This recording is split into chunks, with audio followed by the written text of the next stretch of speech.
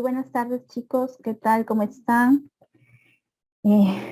Bueno, bienvenidos al segmento de salud pública. Ya conmigo habían visto hace unos días en relación al segmento de salud pública la parte de gestión en salud.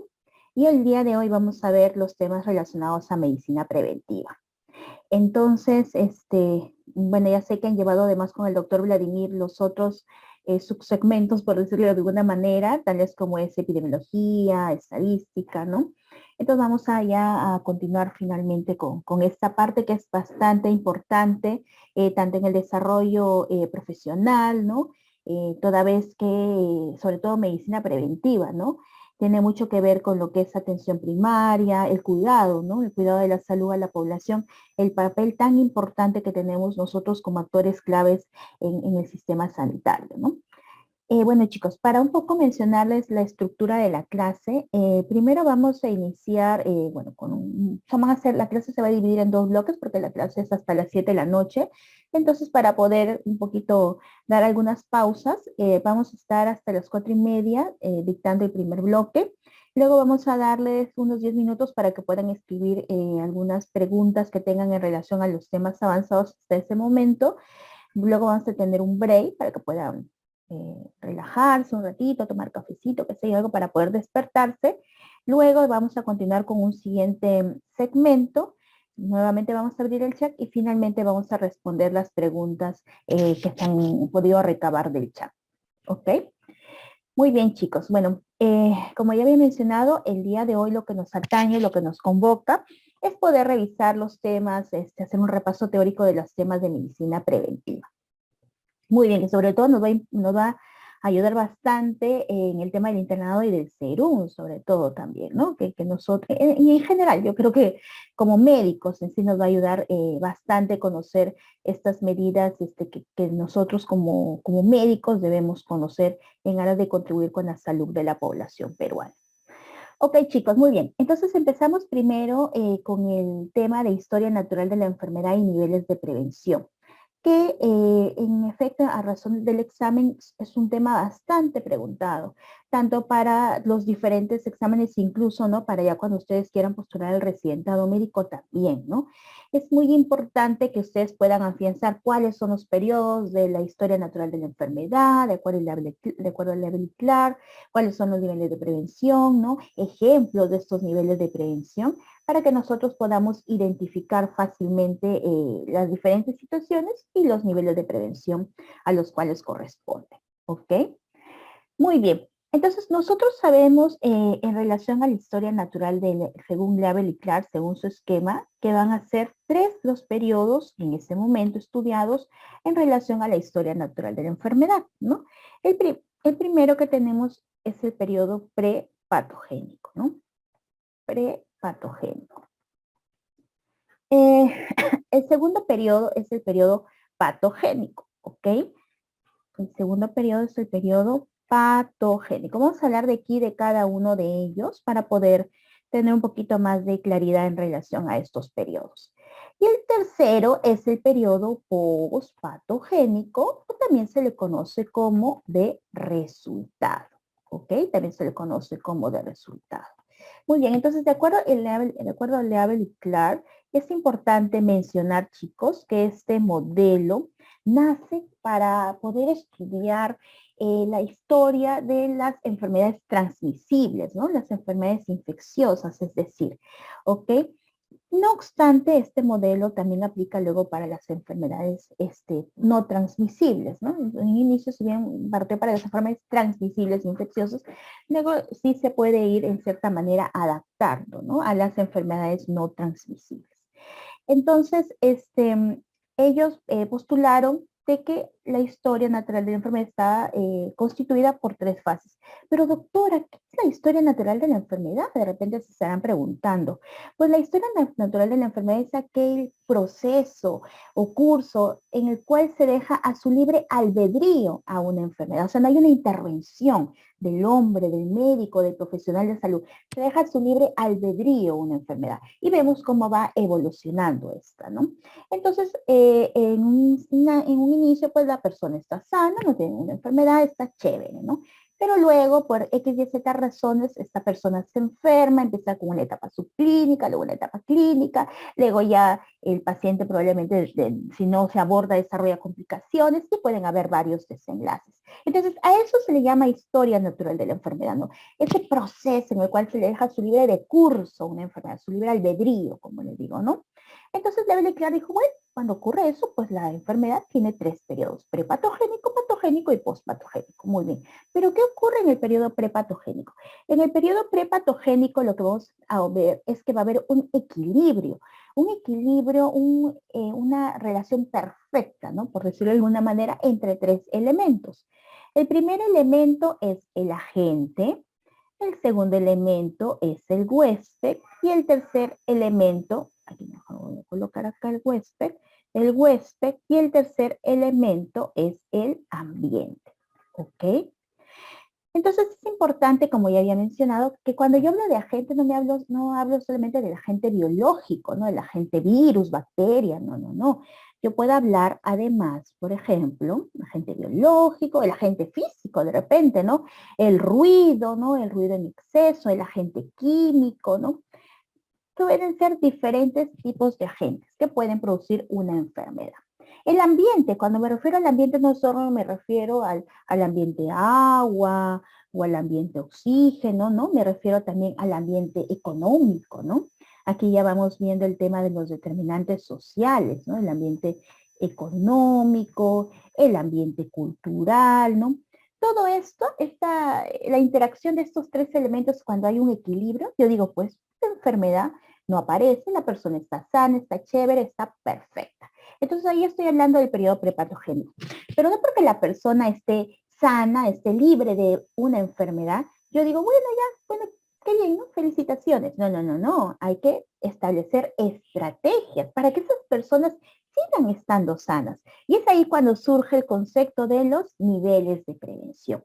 En este caso, por ejemplo, en el periodo prepatogénico, el nivel de prevención que va a ocurrir es el nivel de prevención primaria, ¿ok? El nivel de prevención primaria. En el nivel de prevención primaria, ¿cuál es el objetivo, chicos? El objetivo es limitar la incidencia de una enfermedad. O sea, yo no quiero que nuevos casos de una enfermedad aparezcan. Yo no quiero que estas personas que están sanas, que están perfectas, se enfermen. Entonces, lo que busca la prevención primaria es limitar la incidencia. Ese es es el objetivo en sí, ¿no? De la prevención primaria, es limitar la incidencia de las enfermedades, o sea, limitar que aparezcan casos nuevos, ¿ok? Muy bien. Ahora, sigamos con el periodo patogénico. En el periodo patogénico, ¿qué es lo que pasa? Pues bueno, en el periodo prepatogénico que dijimos, bueno, las personas están chéveres, están sanas, pero ¿qué pasa? Lamentablemente, este equilibrio que había inicialmente, ¿no? Entre la gente, entre el huésped y entre el ambiente, pues lamentablemente se rompió, se pelearon, qué sé yo, pasó algo, se pelearon. Entonces, la persona lamentablemente empieza a desarrollar la enfermedad. En un inicio, la persona está en una etapa subclínica, ¿ok? En una etapa, creo que aquí vamos a ponerle clic, en una etapa subclínica en la cual la persona pues está bien, o sea, ectoscópicamente se le ve bien, no obstante, están ocurriendo cambios, ¿ok? Cambios histoquímicos, cambios que son no visibles, ¿no? Al ojo humano. Ahora, esa es la etapa subclínica. Luego, ¿qué pasa? Ya la persona empieza a desarrollar los síntomas y signos que son ya evidentes, ¿no? Esta línea delgada, esta línea imaginaria, teórica, entre la etapa subclínica y la etapa clínica, se le llama horizonte clínico, ¿ok? Entonces, esto ocurre en el periodo patogénico, en el cual la persona pues ya desarrolla la enfermedad, como digo, lamentablemente ese equilibrio que había en un inicio entre estos 3 agentes, pues lamentablemente se rompe y la persona empieza a desarrollar la enfermedad, primero en una etapa subclínica, no visible al ojo humano, y luego ya en una etapa clínica. ¿Qué pasa, no? Porque estamos desarrollando la historia natural de la enfermedad. ¿Qué pasa luego de que la persona ya desarrolla la enfermedad? Pueden pasar varios escenarios, varios resultados. Por ejemplo, puede ocurrir que la persona muera, O sea, no hay intervención, puede que la persona muera, puede que la persona de repente, pues sí, viva, no es que se muera, pero de repente queda con una discapacidad, ¿ok? Puede que de repente se cure, ¿no? Puede que quede curado o puede de repente que quede con una mejoría clínica, ¿ok?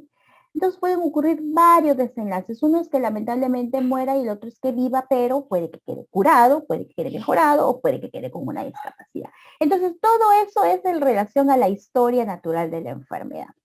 Ahora, como les dije, es importante que nosotros sepamos identificar este tema de la historia natural de la enfermedad para poder identificar los niveles de prevención. Por ejemplo, en el periodo prepatogénico habíamos mencionado que el nivel de prevención que ocurre es la prevención primaria. Esa prevención que lo que busca es disminuir la incidencia. Ustedes ya saben, ¿no? Ya saben qué es incidencia porque han tenido ya la clase con el doctor Vladimir. ¿Qué es la incidencia, no? Les puedo preguntar. De repente ya, y estoy segura que todos han respondido, ¿no? Que es este indicador que va a relacionar los casos nuevos de una enfermedad, ¿no? Entonces yo como le dije, no quiero que aparezcan casos nuevos de una enfermedad. Vamos a ponerlo acá. Incidencia. Casos nuevos. Muy bien. Yo no quiero que ocurran casos nuevos, yo quiero que las personas sigan estando sanas. Entonces ahí es donde viene a participar o a intervenir la prevención primaria. Y uno de sus objetivos, que eso sí o sí, chicos, pregunta de examen, uno de los objetivos de esta prevención primaria es disminuir la incidencia, disminuir los casos nuevos a través del control de las causas y los factores de riesgo. ¿Ok?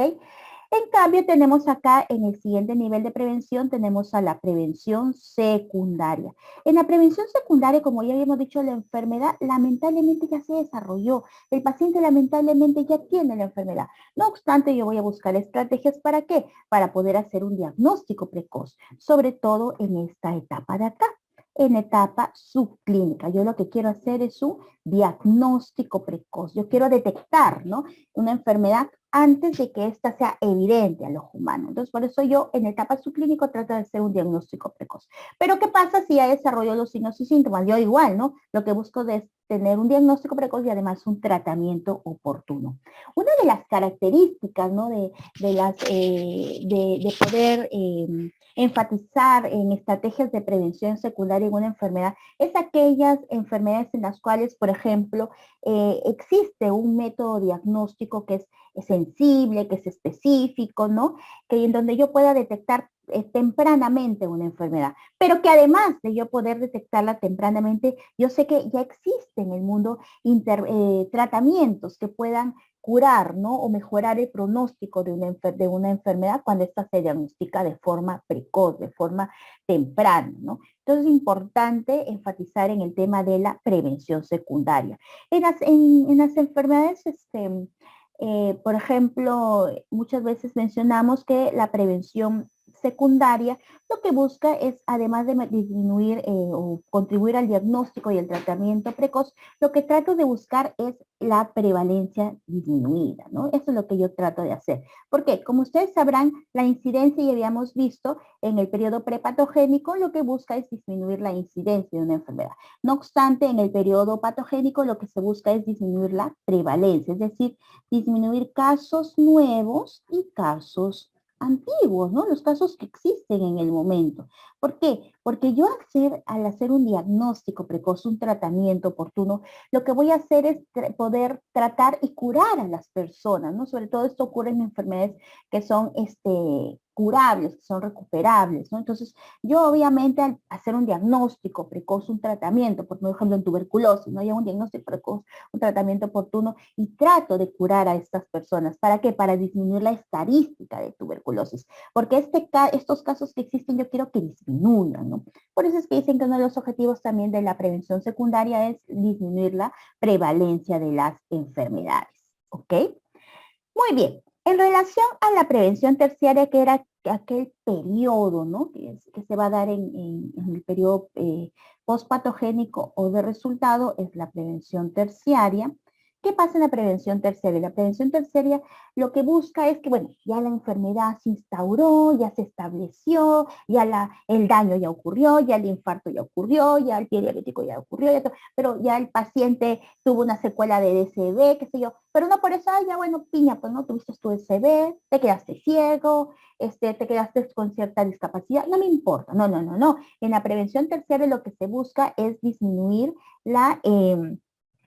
las secuelas de una enfermedad, ¿no? Disminuir las secuelas de una enfermedad. ¿Ok? Disminuir las secuelas, mejorar la calidad de vida de las personas. ¿Ok?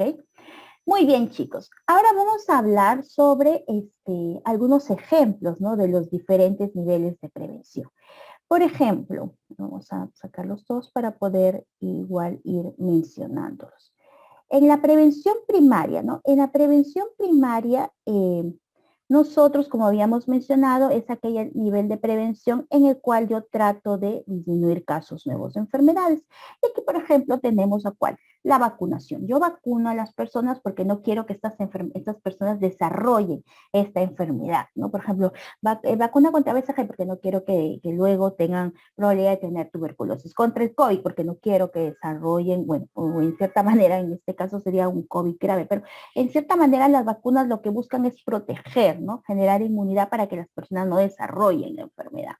La otra, por ejemplo, en el caso de COVID, de tuberculosis, la ventilación natural, ¿no? En los ómnibus, por ejemplo, nosotros cuando subimos a los ómnibus vemos, ¿no? Que hay letreros, inclusive del Ministerio de Salud, ¿no? Del ATU, en donde dicen que hay que mantener las ventanas abiertas para facilitar la ventilación natural y evitar contagios de enfermedades respiratorias, ¿no? No solo de COVID. El uso de la mascarilla, ¿no? En el caso de COVID, en el caso de tuberculosis, ¿no? Nosotros lo usamos para evitar contagiarnos en un caso nuevo, inclusive ¿no? Las personas que ya tienen se la colocan para evitar contagiar y que incrementen el número de casos de COVID. El lavado de manos, ¿no? Que va a prevenir diferentes enfermedades, ¿no? El control de riesgos ambientales también, ¿no? Por ejemplo, para evitar, por ejemplo, el control del smog, ¿no? Para evitar alguna enfermedad pulmonar, ¿no? Que pueda existir. La señalización de zonas de riesgo en el caso de accidentes, para prevenir accidentes de trabajo, ¿no? Por ejemplo, en lugares donde trabajamos o donde nosotros estamos estudiando o haciendo nuestras prácticas, vemos, ¿no? Que haya señalización de zonas de riesgo, sobre todo en la parte de ingeniería, de industrial, en la zona industrial, en donde es muy importante la señalización de las zonas de riesgo para evitar accidentes laborales, porque de repente la persona está así chévere, bacán, van, no señalizan una zona de riesgo y puede sufrir un accidente laboral que inclusive lo puede llevar a la muerte, ¿no? Entonces es muy importante poder señalizar estas zonas de riesgo. Entonces, la prevención primaria, chicos, es importante, por favor, aquí en su cabecita. ¿Cuál es el objetivo de la prevención primaria? Es evitar casos nuevos, evitar que las personas sanas se enfermen. En este caso, es, como mencionan aquí, es disminuir la incidencia de una enfermedad. Y yo disminuyo la incidencia a través del control de los factores de riesgo y los factores causales, ¿ok? Eso es prevención primaria, sí, por favor, así en su cabecita, sí, por favor, bien instauradito, ¿ya? Porque este tema, chicos, de historia natural de la enfermedad, niveles de prevención, es un tema que viene muy, muy, muy frecuentemente, ¿ok? Muy bien. Entonces ya saben, ¿no? Ahora vamos con prevención secundaria, ¿no? Que como habíamos mencionado, se da en el periodo patogénico. Otra cosita, así que en su cabecita tiene que estar, que yo sé que ya lo tienen, ya lo captaron, pero es importante reforzarlo, ¿no? Que son tres los niveles tres los niveles o los periodos, de acuerdo a la Bell y Clark, en relación a la historia de la enfermedad, natural de la enfermedad, que es el prepatogénico, patogénico y pospatogénico. Y cada uno tiene un nivel de prevención. El prepatogénico es prevención primaria, el patogénico, prevención secundaria, y el pospatogénico o de resultado prevención terciaria. Así algo tan facilito y papayita, así como dirían ustedes, esos han sido motivos de pregunta, ¿ok? Por eso es importante que así en su cabecita lo afiance, ¿ok? Muy bien, en relación al periodo patogénico, como habíamos mencionado, aquí está la prevención secundaria, pregunta de examen, Y aquí lo que buscamos es que, bueno, la persona se enfermó, ya está primero en una etapa subclínica y luego en una etapa clínica, pero yo lo que quiero hacer es un diagnóstico precoz. Eso es así el core de esta prevención. Yo quiero hacer un diagnóstico precoz y un tratamiento oportuno. O sea, yo no solo lo diagnostico para decir, la paciente tiene cáncer de cuello uterino. No, no, no. Yo lo hago para poder ofrecerle un tratamiento que ya existe, que yo sé que va a tener, o sea, va a mejorarle el pronóstico drásticamente a la persona. ¿Ok?